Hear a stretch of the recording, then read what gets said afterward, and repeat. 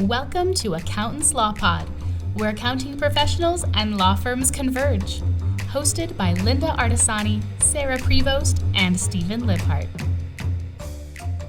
Well, welcome everyone. We do have a special guest with us today, and we also are going to miss one of our dear friends on our trio, right, Linda?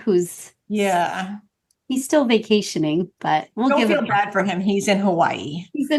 Yeah. I'm so glad it was a vacation. I was like, there's no way you brought me that sounded the really intro bad. for like a death that just happened. And now I'm supposed to try to make this lively and okay. It's So going to be a memorable podcast that we're going to have with our very thankful it's just a Jay. vacation. Yeah. Well, we had the pleasure of meeting Jay at CleoCon, and it was like a moment that I think both Linda and I were like, ooh, this is a good conversation, and this is a well-spoken individual. We're loving this.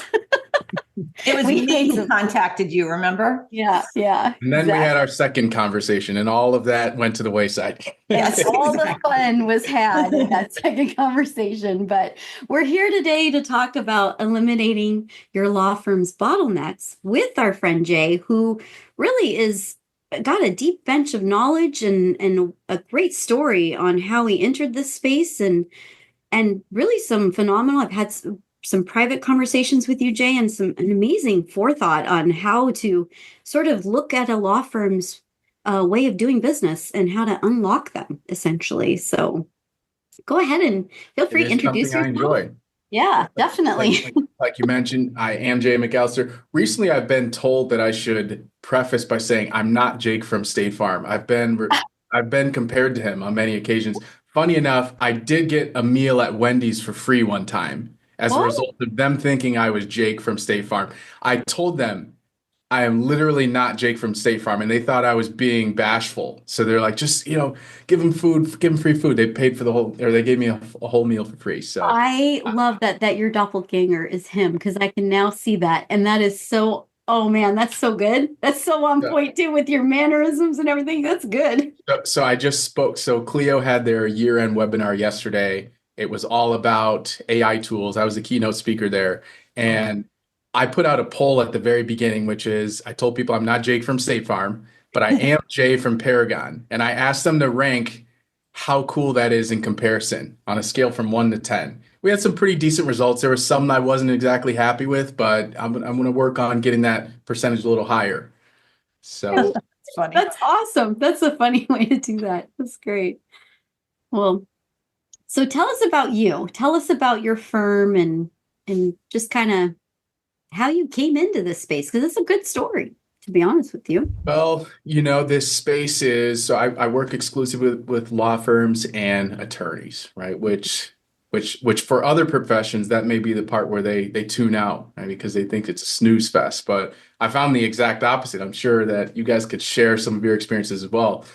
It's an industry where typically, the application of technology in a legal space has always been one of the things that's been a scary topic for a lot of firms to contend with.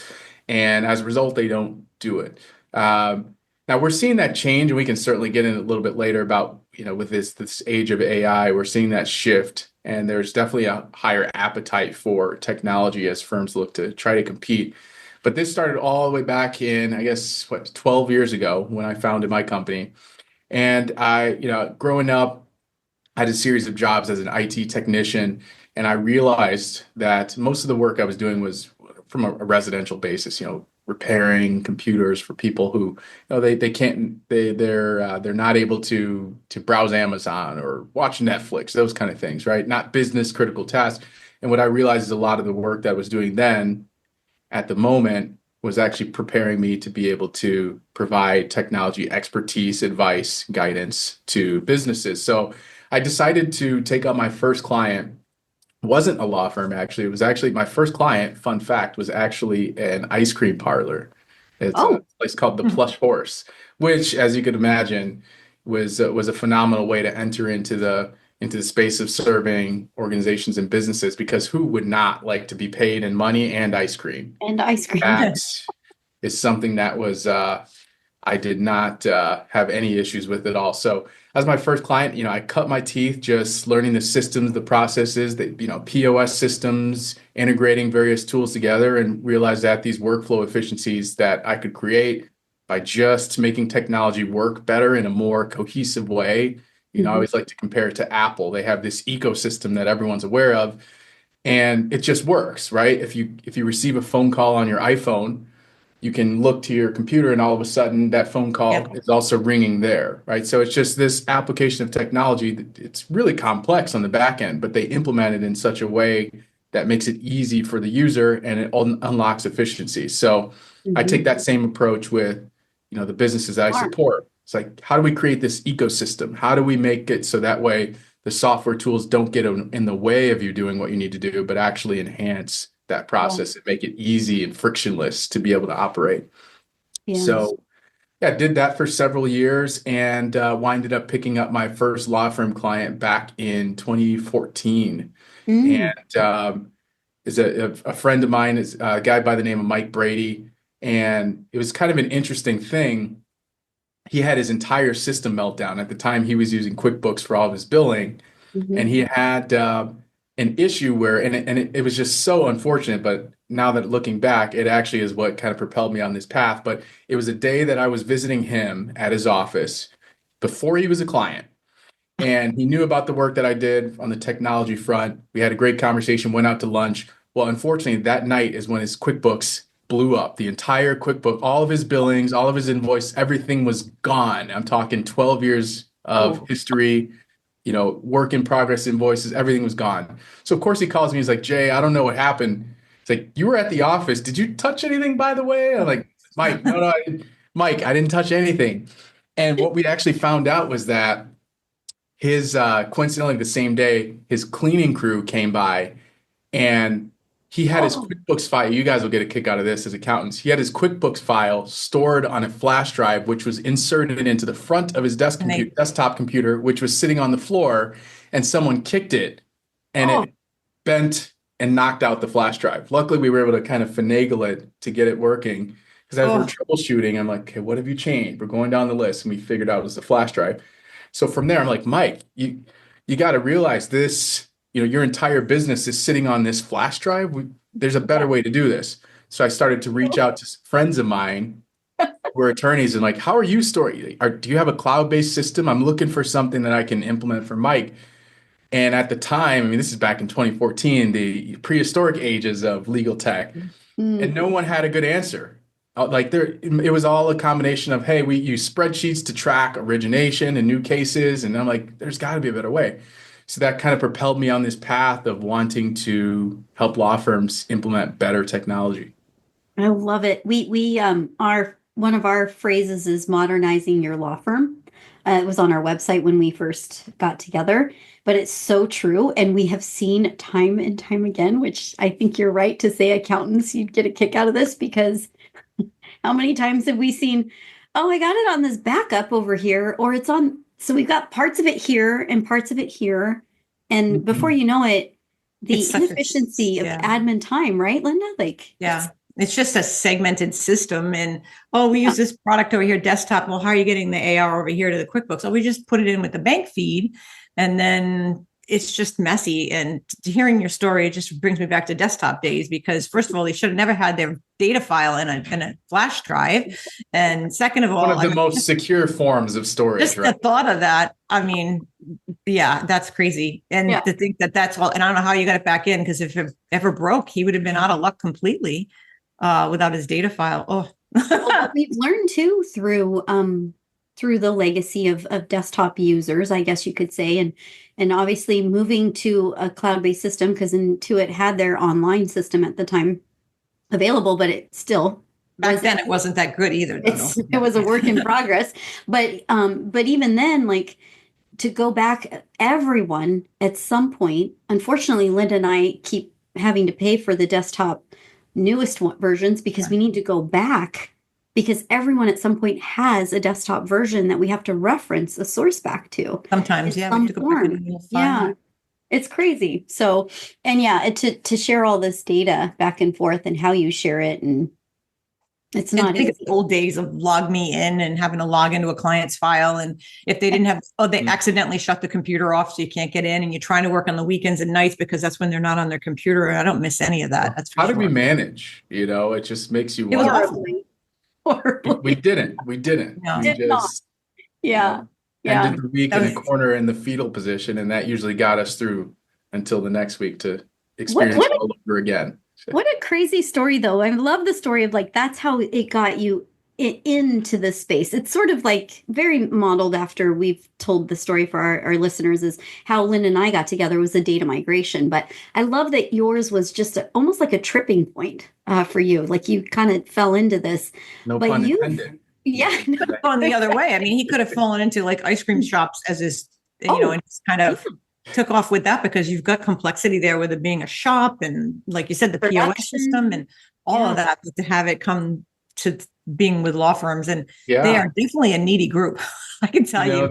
Yeah. It would have been a much different introduction today if he's like the ice cream IT guy. I mean, it does have a ring to it, though. It does. It does. We were just talking about this one client and before we started to record, and this one client that we were talking about that had the fancy background in Zoom, we not only taught them Zoom, we taught them how to put a camera on their computer. This is going back right before COVID. It was right before COVID, because they bought the camera before the prices spiked after COVID. Oh, yeah.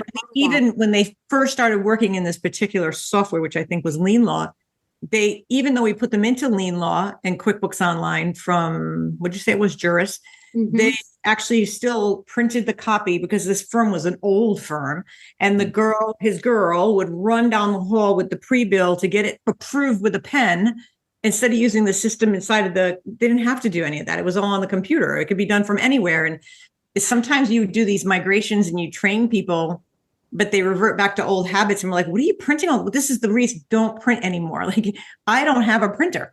I don't have I have filing cabinets, but they're empty. They don't have files in them. And it's kind of funny how some firms still operate that way. And you don't get that till you start to ask questions of the firm and find out what their processes are. And then when you are doing a migration, Sarah and I have found, don't try to change the world and make them have all these new processes at once, because their head will explode. We've even had to resort to diagram. One of our slogans on the wall of our office says incremental, not transformational. Because I love that. you try to come in from day one and we're going to make this so, like all the marketing buzzwords. It's going to, we're going to have a transformation. We're going to have, ultimate efficiency. It's like, you will probably not fit, or you will probably not succeed in that initiative. Like law firms are slow moving organizations. Ideas need to be socialized with key stakeholders, with the associates, with the paralegals, with the admins. Because if you get people who, sort of form a counter movement against your initiative, now you have friction. Yes. So I totally agree with you. And, old habits die hard. So look, I mean, law firms, they're no different than any other organization, which is, without the proper structure around what are we going to be doing, but also why are we doing it, and how is it going to affect my day to day, and then making sure they have the right resources as far as support and training to be able to make sure it sticks, then it typically tends to fail the initiative. So, really our core business model has been created around that issue, the identification of that issue. Like, we didn't decide this is the things that we're going to start to provide for our clients. It was more so, what are the things that are needed in the marketplace? And then we just structured our service to be able to solve for those things. And in your service offerings, when you're having these conversations with pretty much the stakeholders, the owners of the firms, but you're realizing there's some critical people that need to be in this conversation. How do you help them identify? Because sometimes people, I mean, let's face it, we're dealing with a certain structure of individuals who make decisions like this. They're just used to it. Yeah. How do you help them re-envision this path? Because what you're offering is a lot. The way that I've perceived it is you have this top level view. We're specialized on the accounting side. We have to dip into these other segments, but you're looking at it from this higher level view and trying to help them streamline. How do you help them identify through those conversations? Because law firms really do need to adapt more quickly, I feel like right now. That the software is moving way faster than they can accept it. It is. And there's a lot of software that is aspirational in its goals, but as far as the execution of it, doesn't actually solve for the problem. So that's a whole other issue because law firms have been burned by implementing software that doesn't do what it purports it's supposed to do. Or, Exactly. whether it be, overzealous account executives who are just looking to make a sale and they promise the world, sell a bill of goods, and you find out it was either A, misrepresented, or B, they didn't have a solid understanding of the law firm's true needs to be able to answer questions in a way that will actually move the needle for the firm. So then the firm gets stuck with this thing that no one uses. So we certainly see that, and that only makes it more difficult. And it backs this theme or this belief that I have, which is actually maybe counter slightly to your belief, which is that I think law firms actually, especially key decision makers in law firms, managing partners, managing partners and equity partners of firms, they typically make decisions very rapidly in their areas of expertise, things that they're familiar with and they deal with on a day-to-day basis. They've seen various permutations of how that issue can manifest, and they're usually fairly comfortable moving pretty quickly. But what I find is as soon as you get into an area where they're unfamiliar with, technology being one of those things, now all of a sudden pump the brakes. And, our average client would typically, when I'm introduced to a firm, it typically takes between 6 months to 12 months before an engagement is inked and we're actually in the firm working. Wow. Right? So No, true. not alone, right? So we can. How many times do you think you have conversations with them? Do they do like an initial consult and then they think about it and then maybe something doesn't go well in their current software or something, and then they come back to you like, we're still thinking about this? Is that typical what you see? It is, yeah. Usually what I find is, the folks who want to, hey, would love to pick your brain.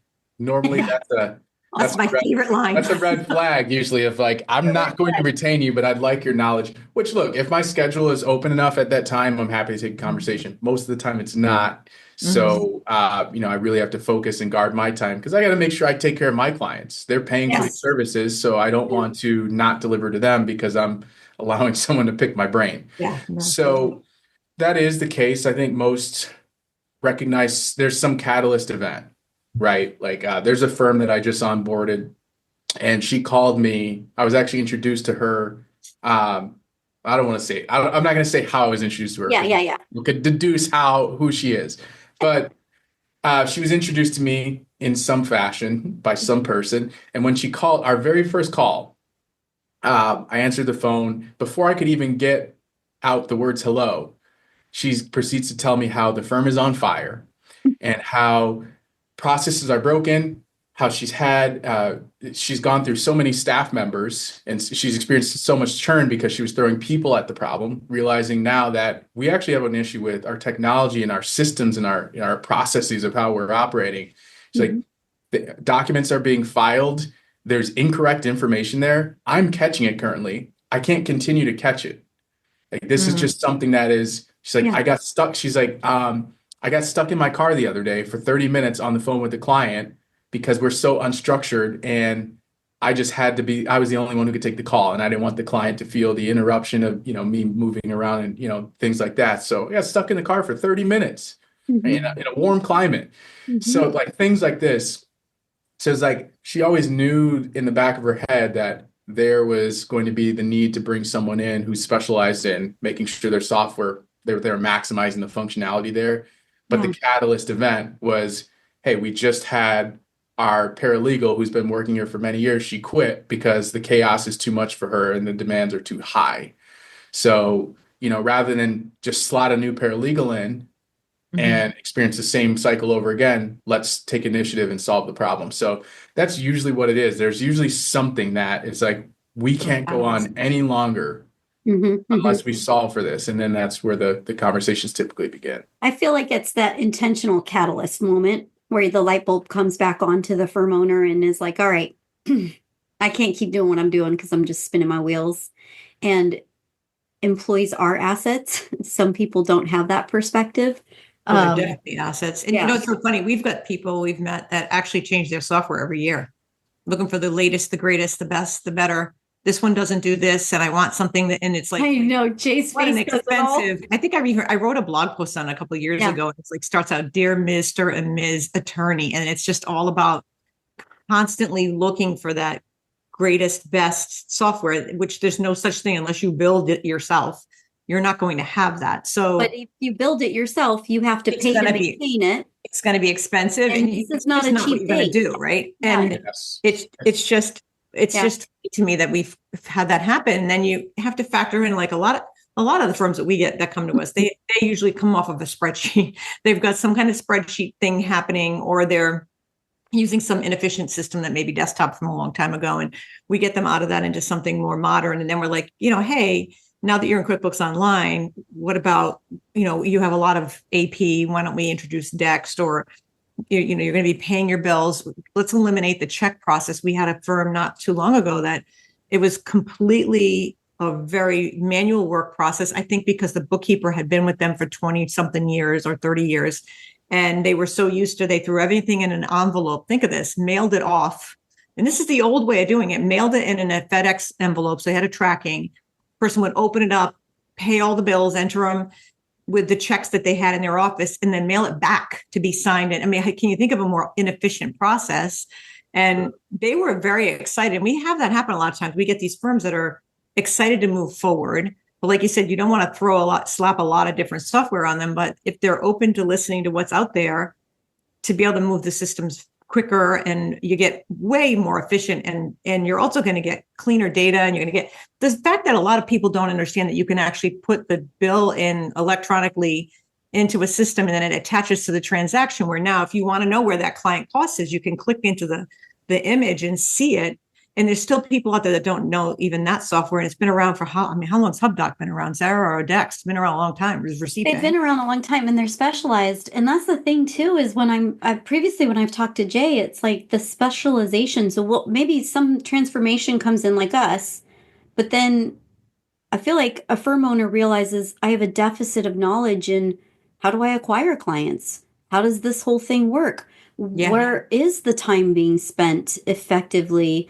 The sales cycle, it exposes the other fractured areas that have just been sort of band-aided over through the years. And then kind of to probably our own private conversations we've all had with each other, which is, the modern day firm looks like X now. And what it is, the driving force behind it is the asset of the employee, getting employees in that want to work in, to your point, Jay, they want to work in less of a chaos.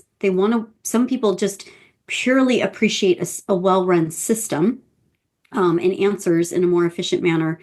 But I think the way that I see it is when they are coming to people like us, especially Jay, you've got this, you're looking through this technology lens in addition to you actually have specialized spaces that you're looking at of like, kind of similar to us, but more specialized in the sense of like, we're looking through the accounting lens and the work efficiency lens. You have work efficiency. How do you acquire your clients? What's the longevity? You've got this whole arc in addition to technology needs, right? Like you said, there's software out there that's not even well serving and it's just being sold. Right. I don't know how you navigate it. I mean, I think the critical part is just level setting early on with the firm. Like, we're not selling transformations, we're selling iterations. And exactly, I mean, you can look at it as a transformation, but you just have to expand your time horizon. So we certainly won't be transforming your operations in 1 month or 3 months or 6 months. But when you look over a 1-year period of time, a 2-year period of time, a 3-year period of time, that's where the transformation becomes visible. But you don't want to feel like you're in a transition, like you're in a transformation while you're in it, because that typically means you're experiencing the pain of a transition, which we all know, switching accounting platforms or whatever it might be, there's pain associated. So that's a unique challenge for the legal space, is that because you have individuals who, law is special in the sense that you have individuals who come from various firms and they have various ways of operating, and they tend to remain fairly siloed, when they enter a new firm. So now you have all of these attorneys who technically are part of the same brand, but they all have their own quirks and nuances for how they work, how they draft documents, how they retrieve documents, how they take notes, how they create narratives for their time entries. You have all of these ways, like you mentioned, how do you generate your draft bills and approve those, running down the hallway versus, there's so many ways to do it, sticky notes. So you have all of this cacophony of operating styles under one roof. So of course, in order to make progress, you have to be able to understand the way that the firm operates, the way that the individual attorneys operate, and the why, because only then does it unveil that second layer, which is, okay, now we can make effective recommendations that are going to fit the goals of the firm. Unless you know those things, you're just shooting in the dark. So I think it's just all about identifying those items, making sure to set expectations, reasonable expectations around how long this is going to take, right? Oftentimes we have attorneys and firms who say, yep, let's get started. I want to have this thing done in 2 months, whether it be, let's take a case management system migration, for example. So firms going from, I don't know, they're an old PC law client and they're going into Clio, or they're going into Centerbase, right? And they say, okay, and this will happen. It's December 13th today, right? So let's say I onboarded a client today, and they'll say, okay, it's December 13th. I've paid you. Now I'd like this software to be in place by mid-February. Is that good? It's like, well, one, we have the holidays here, so you have to take that into account. We have to train you. We have to first understand how you operate. We have to look at your data that exists now. We have a personal injury client who, when we initially proposed to them about moving them into, it was going to be a Clio migration. They decided, we think we're going to handle this one ourselves, which, okay, I'm a low pressure kind of guy. So I said, let me know if you need any help. So they migrated to Clio. Well, what they found is that they didn't have the ability to bring I think they came from my case into Clio. They didn't have the ability to bring the case statuses into Clio the way they performed it. So now they had hundreds of cases, if not thousands of cases, that all were in open phase. Everything. Yeah. So they had no idea what actually was open and what was not. So of course, this generated a tremendous amount of friction within the firm. The managing partners of the firm are now looking at this equity partner going, okay, you said this was going to be seamless, and now we don't even know what cases are open in our system. So you had to spend a couple weekends just going through manually and selecting which cases are open and closed, right? Prioritizing the ones that he thought were most recent and working his way back. But it's like, those are the kind of unforeseen challenges that exist. I'm sure you all see that as well on the accounting side. Yeah. There's just so many variables. So my biggest thing for those firms, for any law firm who's looking to operate more strategically using technology, is you got to set the expectations, and you have to say, this is a long process. It's going to take some work on your end. I do need you to provide us your availability, to be available to us for training, and your staff as well. Like, this is a commitment. And if they're not ready for that commitment, that's okay. It's just, this would not be an appropriate time to implement something new for your firm if the firm is not ready to commit. That's not so true too. I was going to say, not to mention the value of your time. Let's be honest. Are you a partner in a firm or an owner in a firm, and that's your best suited position? I mean, the power of delegation alone on that, like, pay for it to get the quality out of it. Well, it'll be someone like our problems, right? Like, we'd have to support that. Why is it that you're running a great firm? Why do you need to be handcuffed to this decision process? Because too, they want it done before the next billing. They're like, oh, like, they're coming to you today saying, I bill on January 10th.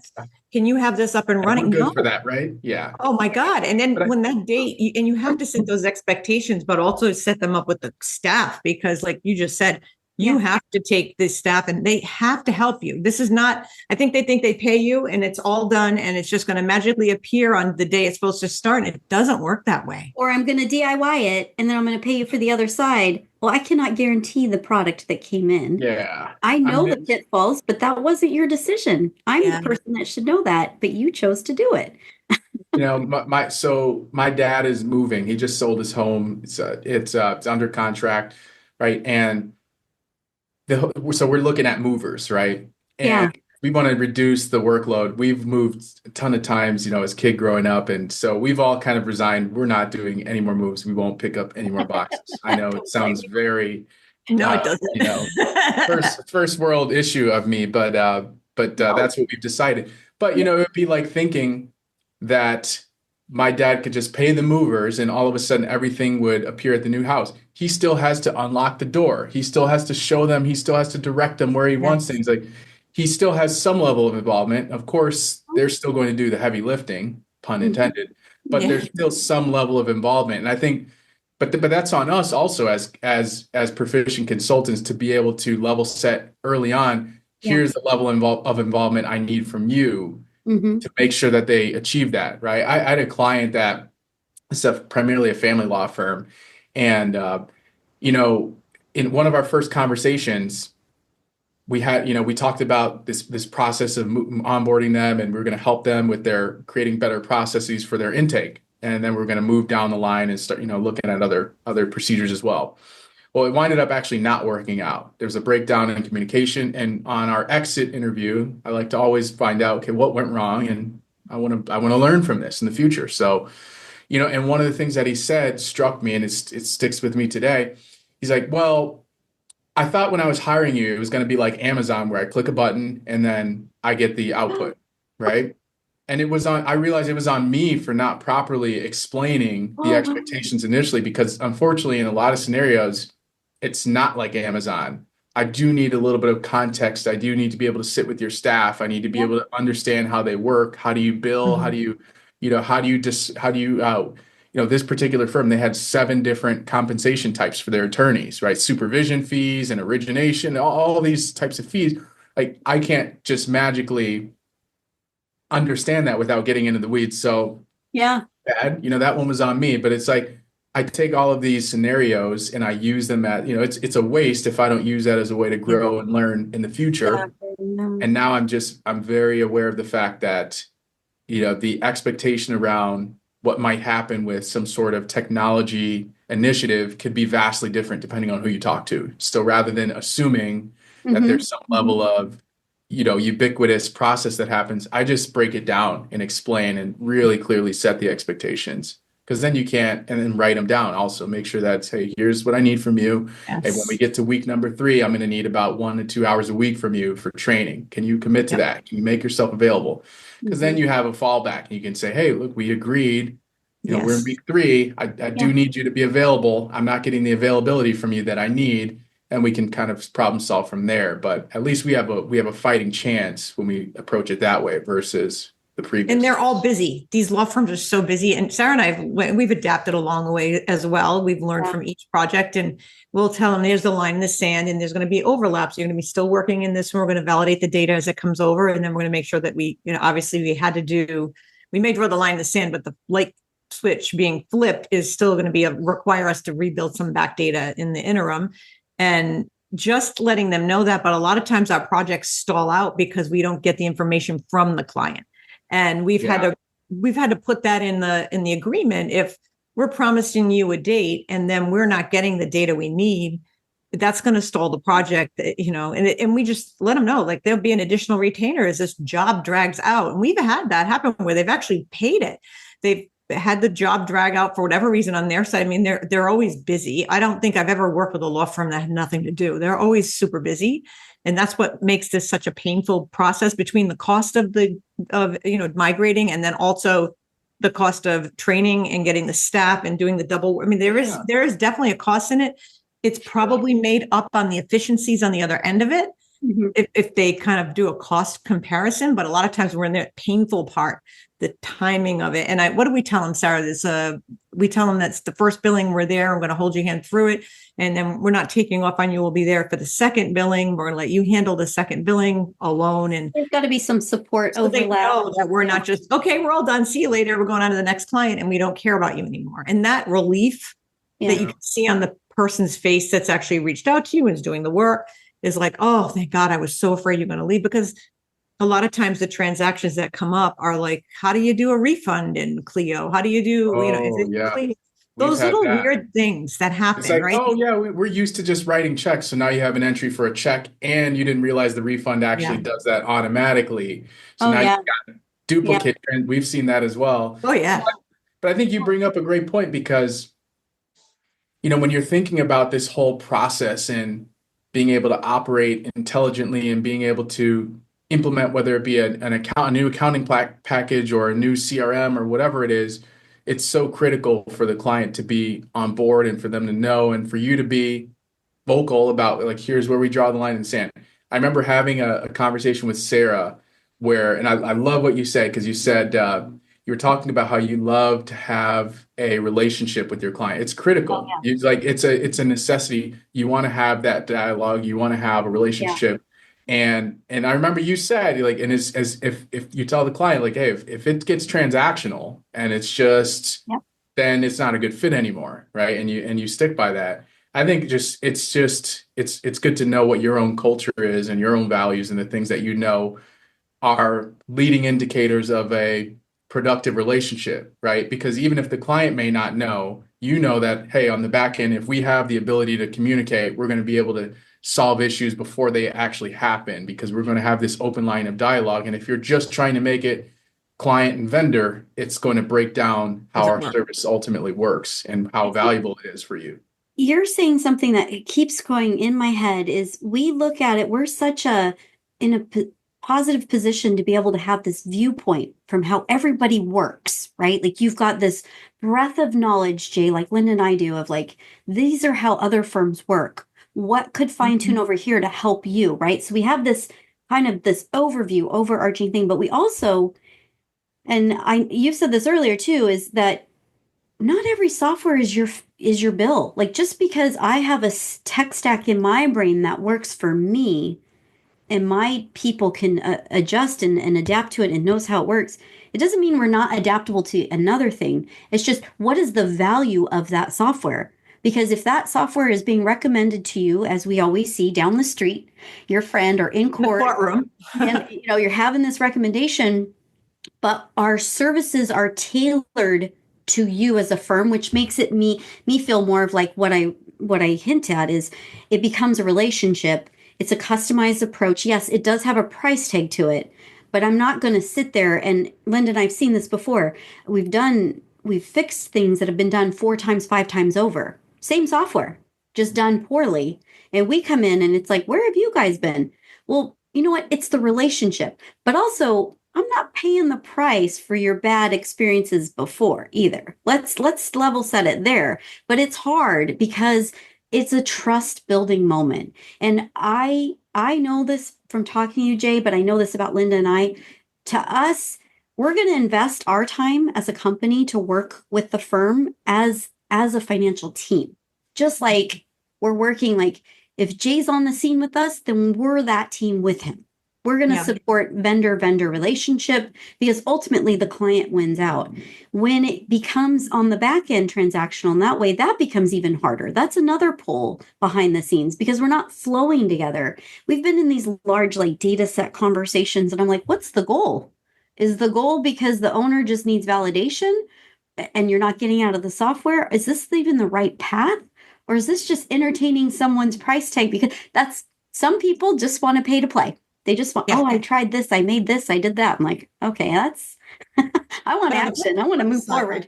On the flip side of that, though, Sarah and Jay, you probably experienced this too. Nothing makes you happier than you've done the migration, you've got them through the training, everything you check in, everything's working really well. And you start to produce these reports to show the owners of the firm, here's where you're at. These are the metrics we see. Here's some benchmarks so you can see how you're doing it. And they're like, this exists. They had no clue that they could get this, extrapolate this data out. And when we do a lot of the data migrations, we actually clean up the data. In most cases, it's the trust isn't balanced. They think it's balanced. It's not balanced. And we do a lot of cleaning up. So when they get the new records on the other side of it, not only is it migrated, but it's also cleaned up. And then they're like, well, and a lot of times we will stay on maybe in a capacity of just reviewing the work that the team is their bookkeeping team is doing. Or sometimes we end up getting the job altogether and we end up doing their accounting for them because they're getting something that they never had before. And that is, it's really, we're never in there to take anybody's job away. But when we show them Yeah. what's there. We were always like very clear about that. But when we show them what they can see that they never had before, and that helps them figure out where they're going to go with their firm and the firm's trajectory, and to know that that's available to them. Because sometimes they're in like a PC law or something like that. They didn't have a lot of that data. I mean, just look at the balance sheet. When you pull it on a PDF on a PC law, what that looks like, that is the ugliest report you've ever seen, with overlapping weirdo numbers and stuff. And you're going to get more out of it. Or some of these other systems that we've taken people off of, that they didn't have the reports because you had to pay for each one, and they didn't pay for those modules. It's like, Yeah. wow, you don't even have this at all. Or they've never had a three-way bank reconciliation. That one always blows my mind, that you never had a three-way. And, we've actually figured out a way to do it where we have a system that we've partnered with LiveFlow, that we've got this system in play that, and it's on there. They have a template of it, and you pull the data out of the two systems and you make the three-way, and it saves time, and it's a beautiful system, and we use it.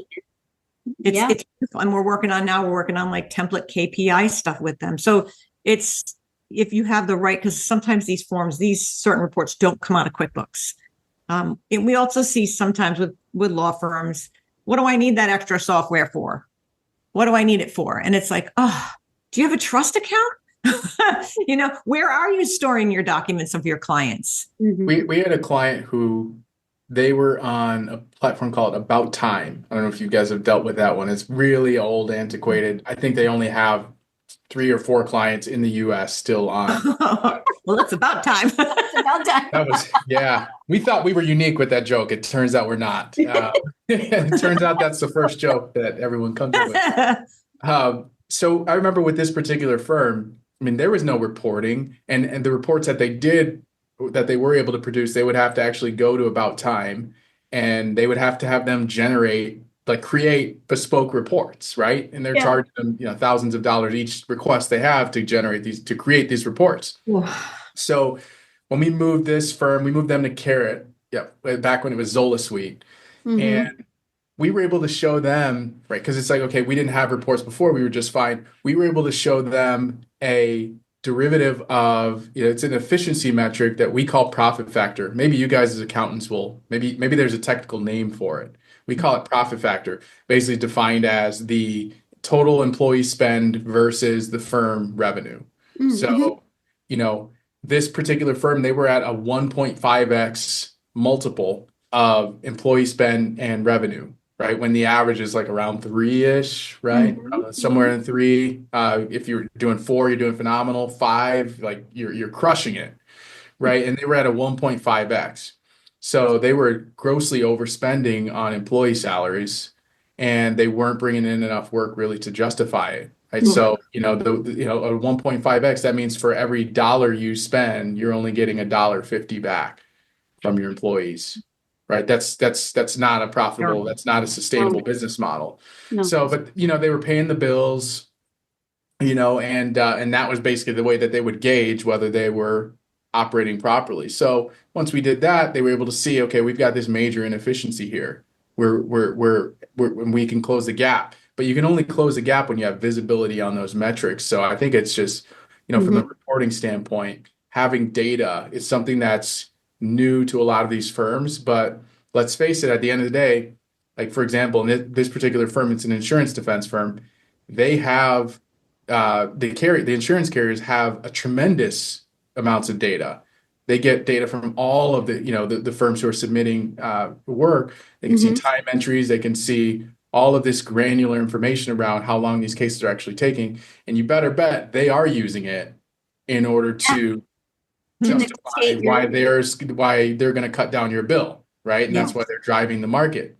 So, and it's interesting too, because from the perspective of, we're in this age of AI, where I'm already seeing this with my clients, where insurance carriers, is starting with them, they're actually pushing back and saying, these tasks could have been done by AI. Oh. So therefore, we're going to cut down the time that you spent. So the firm has to either adjust and start using more efficient methods like AI, or continue with the previous methods, but know that their profitability is going to take a hit.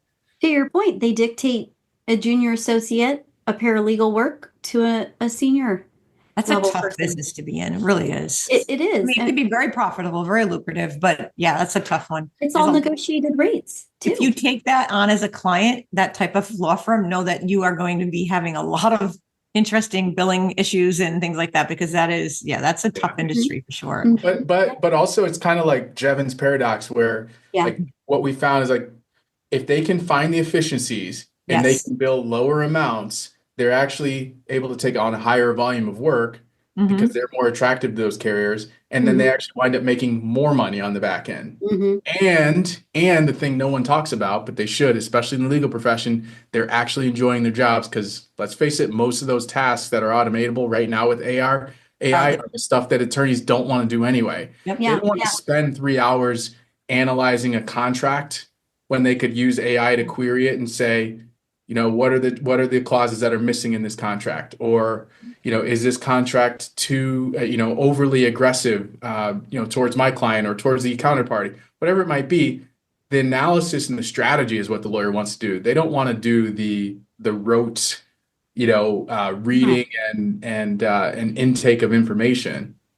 Yeah. And you're seeing now, since you opened up the Pandora's box of mentioning AI, and you're kind of known in our industry as that expert. What you're seeing with AI, because I think what we're seeing is very legal industry is one of the industries that it seems to be pretty effective with. Do you think there's a lot of firms actually using the tools that have AI, or think they're afraid to use the tools? There's a lot of firms using it improperly, I'll say, right? And that's the stage we're in now. A lot of firms are starting to use it.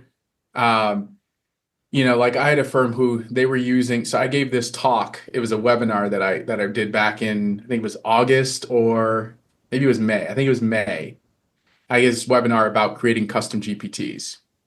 I had probably not a crazy high attended webinar. Maybe I had 20 to 30 people in that webinar. Well, one of the people who attended this webinar, they got the idea from and just custom GPT. What a custom GPT is, everybody knows what Chat GPT is. Custom GPT is like taking Chat GPT and putting it in its own little container and training it to perform one type of task.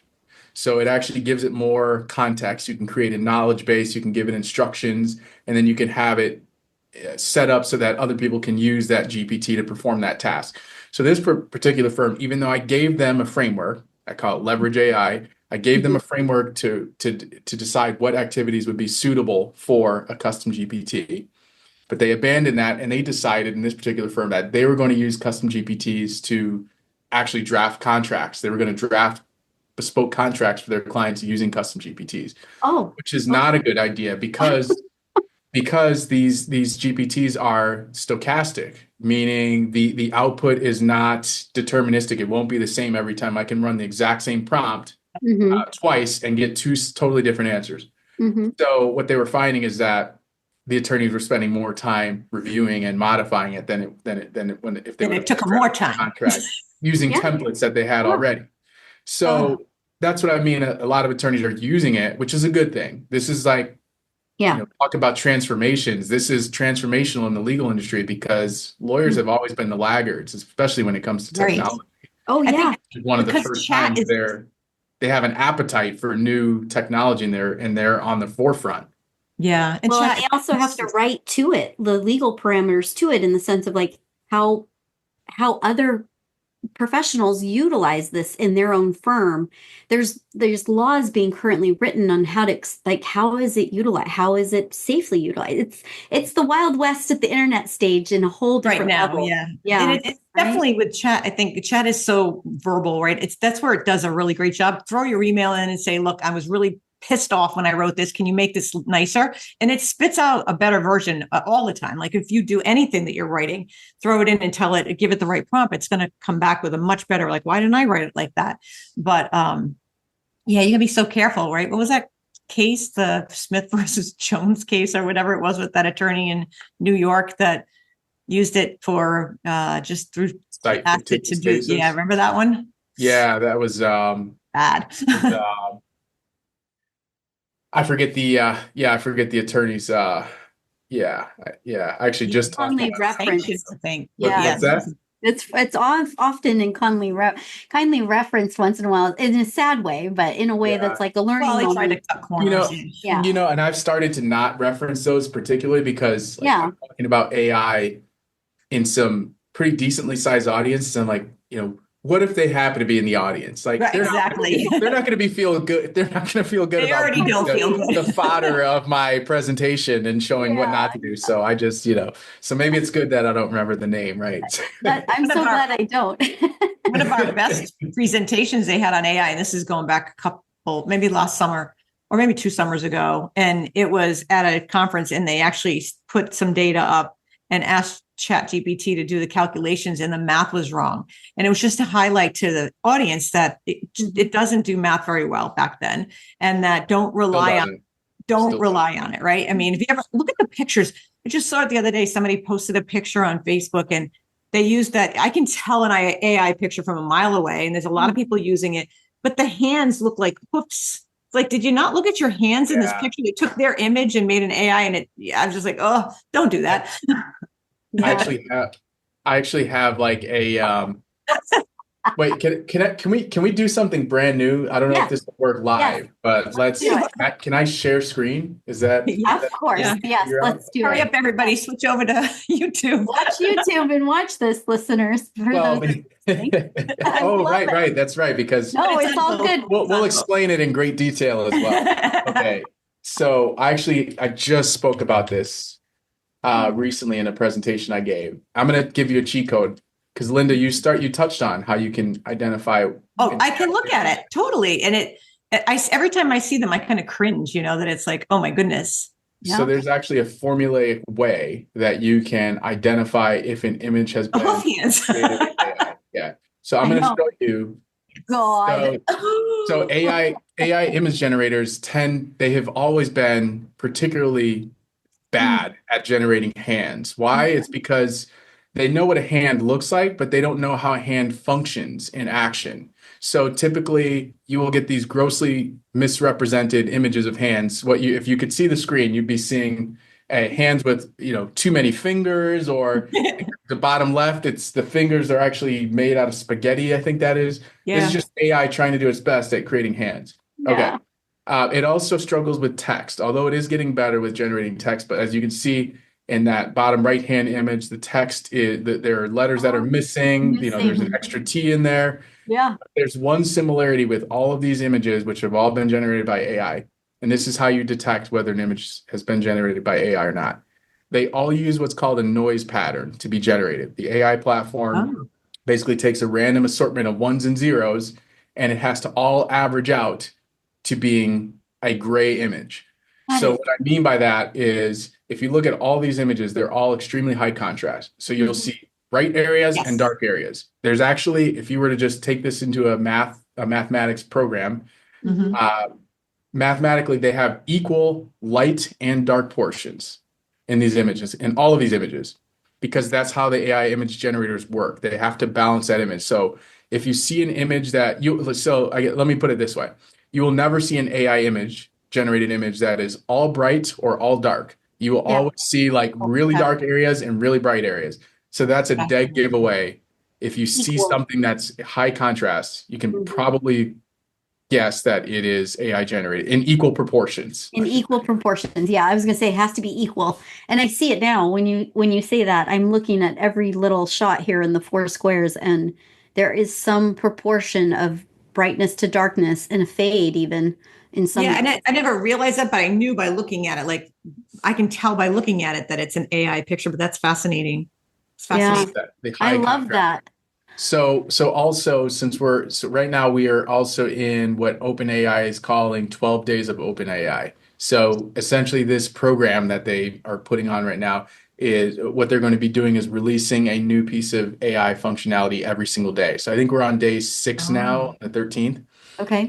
On day 3, they released Sora 2, which is their video generator. So you take a text prompt like ChatGPT, but it actually outputs a video, a photorealistic video. This is like a brand new frontier. That's got to do with Apple, right? Is that the Apple integration stuff? That was day 4. Yeah, okay, that's when it crashed, right? Yeah.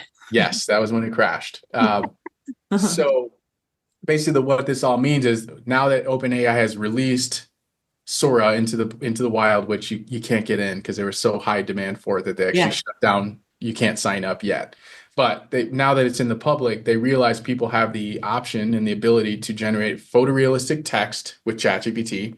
I should say not photorealistic, convincing human-like text with ChatGPT, photorealistic images with Dolly, that's their image generator that these images were all generated with, and now photorealistic video with Sora. That's a potentially catastrophic combination. So Scary. actually what they've implemented is this thing called C2PA, and it is a provenance authenticator, meaning it allows you to, and the platforms that people post videos and pictures on, it allows that platform to understand whether that is a true source photograph or video or whether it's been AI generated. It's just Oh, baked into the metadata of the file. So they are thinking about ways to verify the provenance of these things, and it's already part of these platforms as of now. So you'll see if you look at the bottom right-hand corner of any Sora generated video, you'll see that there's going to be a white icon. It's a watermark, which is the AI logo. That's all relating to that verification and provenance I process. wonder, that's so fascinating because I do wonder if the verification of a business, like a photographer, videographer, and the reason why I bring this up is my spouse, he signed up and then went to do a business profile, and there was a ton of like questions that I was like, I've never heard of that before. And he has to submit a video of what it is that he does. Like he has like a whole bunch of stuff that he needs to do in order to be on this social media platform. And I was like, I've never heard of that. But I'm wondering because how do you make sure that who's on there is the person that they are, the business that they're selling, the product that they're selling, and the authentication of it. Because it's the fear of some of these And if creators. somebody copies it, Sarah, you're taking their property. Like your husband's an artist in my eyes. He's an artist. He's got an artistic eye. Yeah. So anybody could take that image once it's uploaded somewhere, right? And make it into, that's the thing that they got to protect is the rights of that person who created it and had that eye or that look of, he'll be riding, he'll drive by a bridge and stop and pull over and see something that I would drive by, or even if I had the camera, I wouldn't take that picture because he has that ability to do that. And that's the stuff I think that's part of the wild, wild west of AI is how they're going to be able to protect this artistic quality. And as the AI gets better, I mean, hey, it does great at poetry.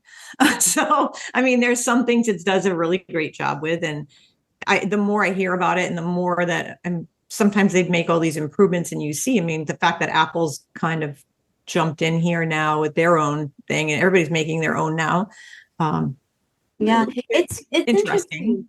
Well, what's interesting too is the what I think is the long game of this. What are the stamps or what are the authentications that we're going to be utilizing to reference? It's like we had Cliff Notes for reference. Now, are we going to have like notes that indicate how this came about or what are reference points? Or it'll be interesting how this. I find this whole thing fascinating. You've like opened my mind to a whole bunch of interesting thought processes now, Jay. But you always do this to me. Well, I love you. And that's what the C2PA promises to do is, its goal is so that way there's always metadata that you cannot easily strip away from the file. So that way, and social media platforms can implement in whatever way they like because the metadata exists in the file. So let's say you post a photo that's AI generated to Facebook. Well, that metadata is baked in the file that it's an AI generated image.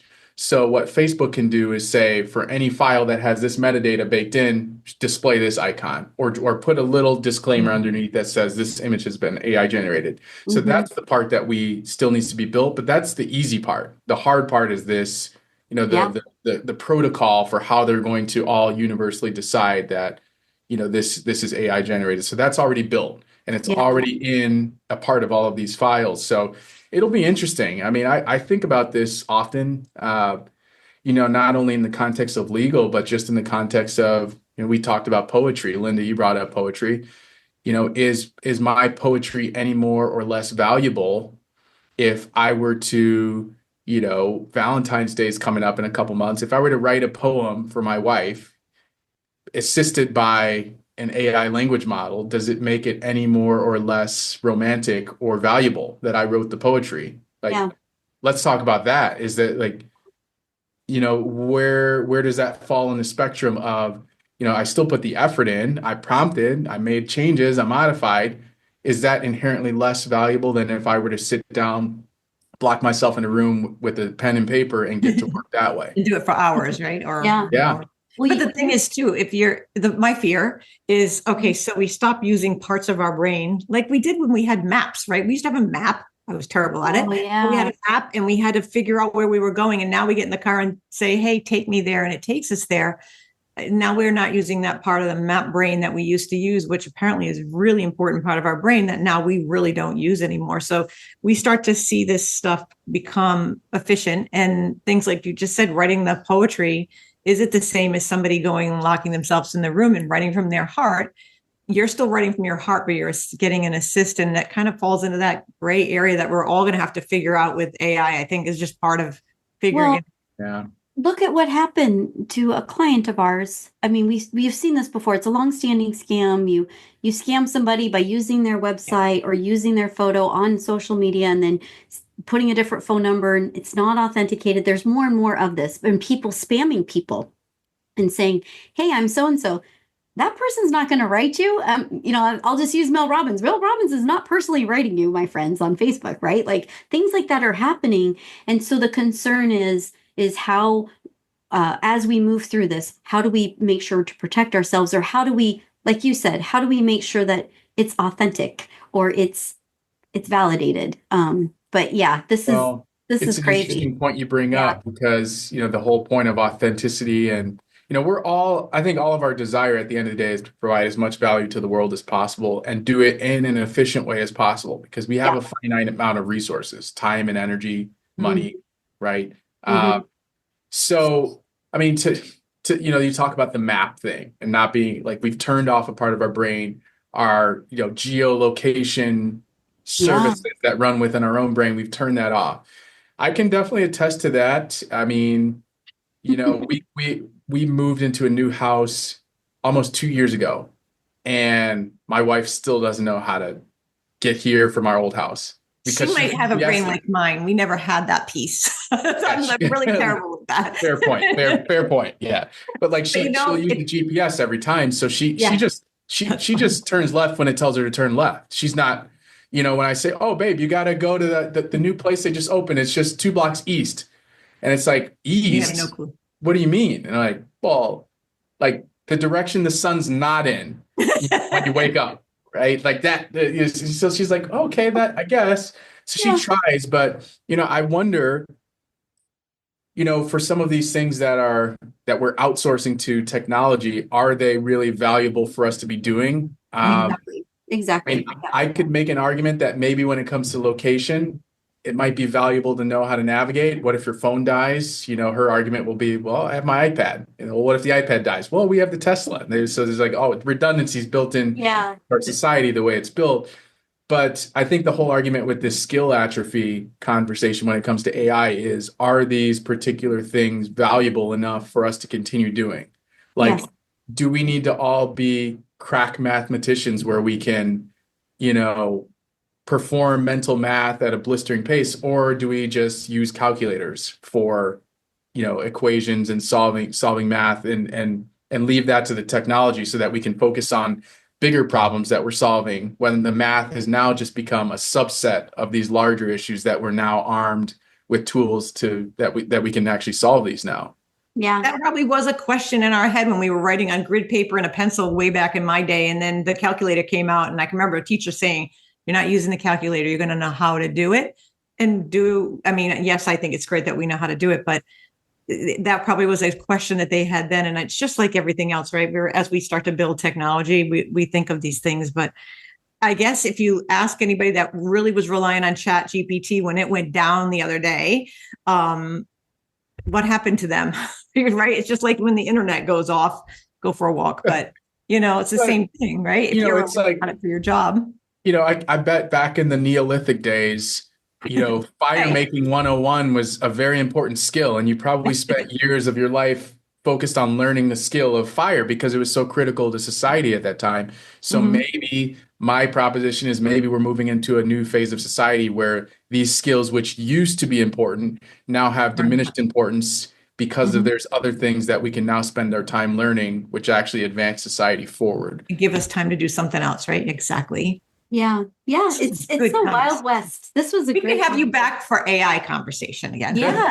I think a separate one for that. But I feel like what we did is really recap, like, in kind of in summary of what we talked about, is mostly about just the process of how to unlock ourselves in our firms and do a better job of supporting a firm moving into a more modern future.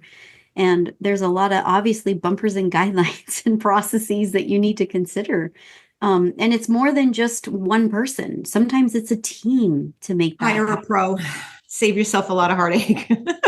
So true. And Jay, to me, it's always such an enjoyable time to spend with you, just kind of learning from you and talking to you and just conversation. It just flows so natural. So thank you for joining us today. Yes, I thank really you so much. Likewise, Really on my appreciate end, I had such a good time. I didn't even use any of my props, so Oh, look at that. I love it. just totally forgot because I was so enthralled in the conversation. So I will definitely come back if you'll have me, and there will be some props. Awesome. Awesome. Well, thank you. To support the Accountants Law Pod, don't forget to like, share, and leave a review. And if you haven't already, hit that subscribe button on YouTube or wherever you enjoy your favorite podcasts. If you have questions or topic requests, shoot us an email at info@accountantslawpod.com or send us a message through our website, accountantslawpod.com. To join our weekly Accountants Law Lab mastermind sessions, head over to accountantslawlab.com to sign up. And to learn more about Jay and Paragon Tech, follow the links in the show notes below. Thank you. Thank you. Bye-bye. Bye, everybody. Take it easy.